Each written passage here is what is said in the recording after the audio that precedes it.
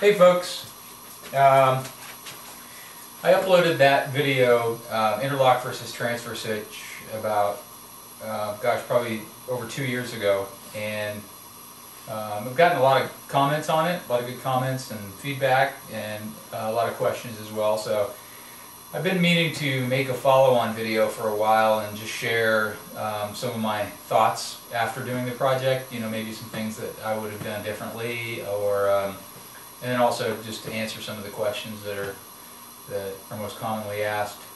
So anyway, let's see.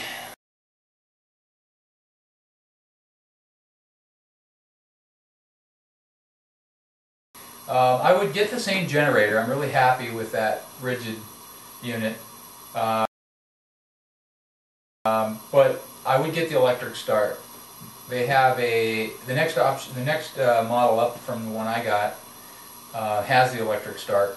Mine has the detachable faceplate, as that one does as well. And basically, there's a 25-foot cable that you can run to anywhere. What I would do is build like a little window frame, you know, that way you could just mount it right in the bottom of the window like an air conditioner unit would mount. And then that would allow you to run the unit, you know, start the unit up, stop the unit from inside the house, and also I think there's even a load meter on it, but I don't think that load meter works with the 220 outlet. I think it just works with the 110s. But anyway, the reason I do the electric start is so that I wouldn't have to get my boots on or anything like that to go outside and crank it up. Or if you wanted to get up in the middle of the night, it would be just it's a nice to have. It's not critical or anything, but it's probably something that I would have done if I could go back and do it again.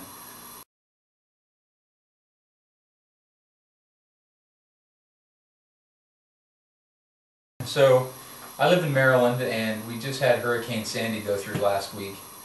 And as I watch the news, you know, you see all these folks in New Jersey with the long gas lines, you know, waiting hours and hours, you know, to try to get a can full of gas for their generator or whatever.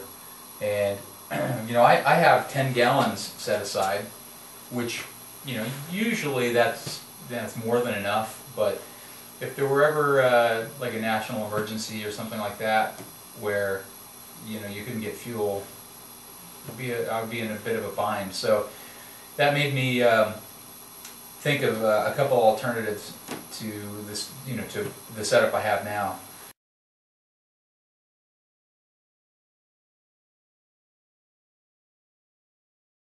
A downsized unit, you know, just a small Honda, like the smallest I could get, that I could still, you know, run a 220 plug to, you know, to have the same setup I have now. But the Honda would be very quiet and would sip gas, you know, not guzzle it down like the one I have. And so that would be an attractive option, you know, for a couple of reasons. You know, when you want to let it run overnight, it wouldn't be so noisy.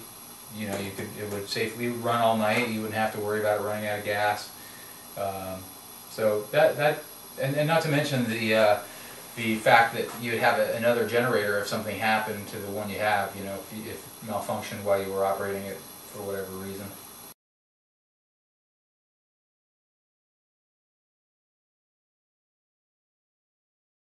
Another thing I'm definitely doing is alternative fuel option. They have these kits online. I think the website that I found was called Tri-Propane Fuels or something like that. Anyway, it's a tri-fuel bolt-on kit for your generator.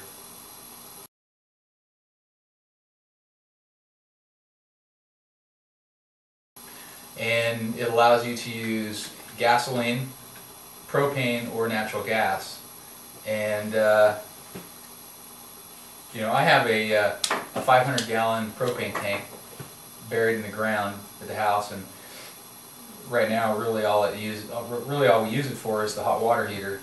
So only when it gets really cold does this central heat kick on. So usually the tank is pretty full. It's usually at least 75 to 80% full. So if we were to have an extended outage and I could run my generator off of that, I would be in good shape. Could run it for a long time. So I'm definitely doing that. I actually have an extra line. I had a gas fireplace that I pulled out when we put the pellet stove in. So I'm going to take the line that used to go to the gas fireplace and I'm going to repurpose that. I'm going to run that over so that it comes out of the house with a disconnect feature there, and then I'll run a a rubber hose from there to the generator where it'll sit.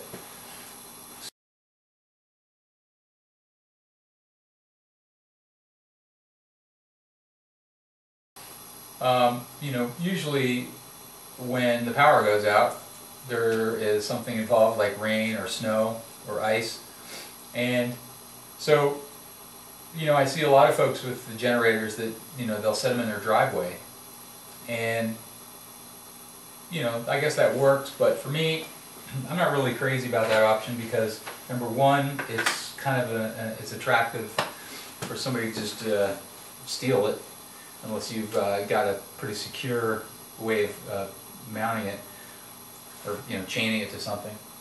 And then the other thing is the noise, and then it's out in the elements, getting rained on or whatever. So I have mine under a deck off the back of the house. It's it's like a 6 foot high deck, but the ground is sloped underneath.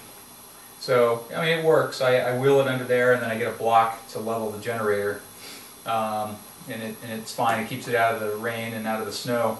But what happens is when it rains, the ground gets wet under there. It gets muddy, and then of course, since it's on a slope, it's a little slick, so it's a little dangerous to to go in and out of there. So it's a little bit of a pain. So I think what I will do is I'll get a shovel, I'll level that spot out in there, and then I'll pour some concrete. I'll make a slab in there. But I do like having it under the deck for a couple of reasons. Number one, to keep it out of the elements, and the other thing too is to have a log chain that I put around the generator and then around one of those big posts that's holding the deck up.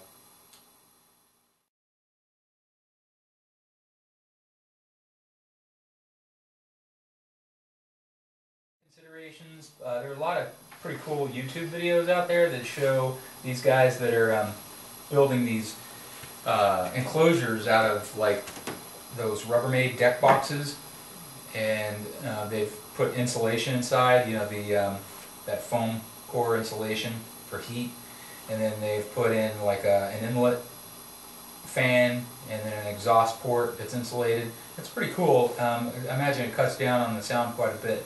I'm not looking to doing something like that.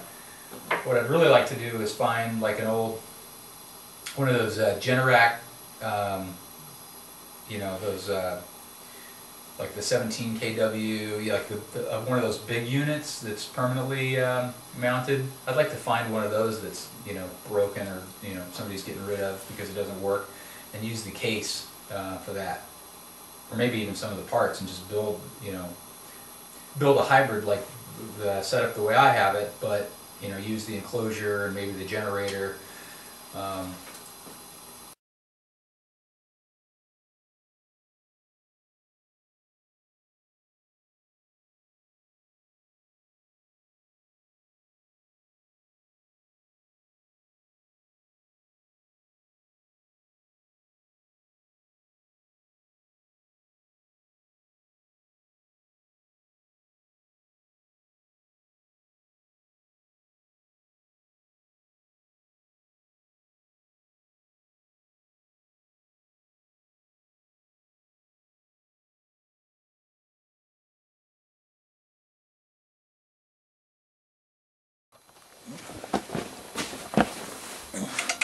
Okay, there we go. That's the right one, looks like.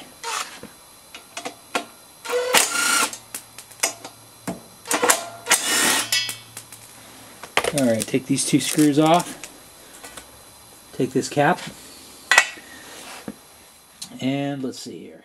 Not sure if you can see this or not.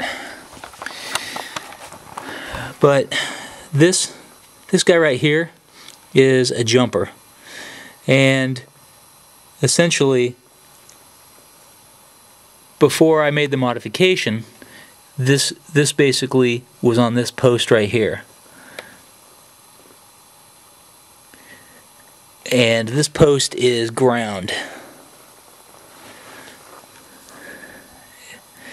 So all I did is I removed this bond jumper right here. I don't know if you can see the back side of this.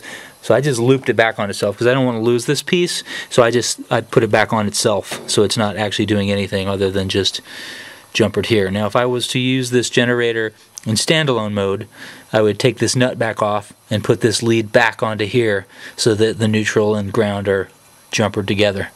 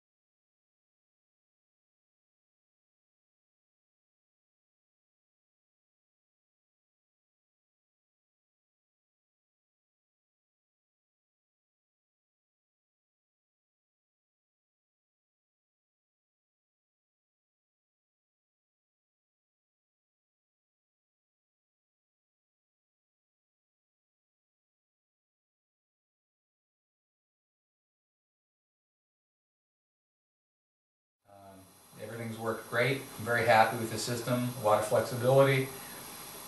I think that's it. One other thing I'll mention real quick is I'm really happy with this unit too. This is called a power back, and it's a little battery operated alarm. And when the power comes back on, that thing kicks on so that you know it's back on. Because if everybody in your neighborhood has a generator, no one knows when the power comes back on unless you go through all the hassle of turning your generator off, coming back, turning all the breakers off, and switching back to your main, the grid feed to find out that you don't have power yet, and then having to reverse the process again. This alarm's pretty nice, and basically all it does is it has a lead that goes up and it wraps around the mains. And it's not physically connected to them, it just wraps around the mains, and through inductance it can sense when there is power back.